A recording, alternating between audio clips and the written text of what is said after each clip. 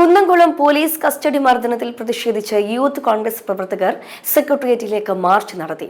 മാർച്ചിൽ പോലീസും സമരക്കാരും തമ്മിൽ ചെറിയ തോതിൽ സംഘർഷമുണ്ടായി. കുന്നംകുളം പോലീസ് സ്റ്റേഷനിൽ യൂത്ത് കോൺഗ്രസ് നേതാവിനെ കസ്റ്റഡിയിൽ അതിക്രൂരമായി മർദ്ദിച്ച സംഭവത്തിലാണ് പ്രതിഷേധിച്ച സെക്രട്ടേറിയറ്റിലേക്ക് യൂത്ത് കോൺഗ്രസ് പ്രവർത്തകർ മാർച്ച് സംഘടിപ്പിച്ചത്. മാർച്ച് സെക്രട്ടേറിയറ്റ് പടിക്കലെത്തിയപ്പോൾ തന്നെ അക്രമാസക്തമായി.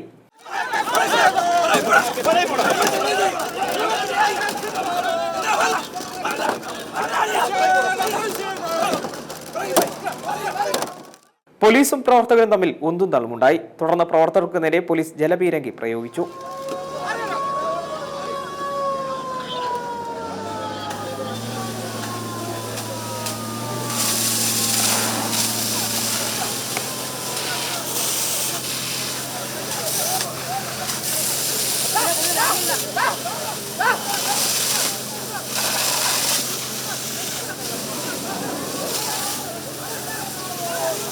സമരക്കാർ പലവട്ടം സെക്രട്ടേറിയറ്റിന്റെ വളപ്പിനുള്ളിൽ ചാടിക്കയറാൻ ശ്രമിച്ചതോടെ മാർച്ച് വീണ്ടും അക്രമാസക്തമായി. തുടർന്ന് സമരക്കാരെ പോലീസ് അറസ്റ്റ് ചെയ്ത് നീക്കി.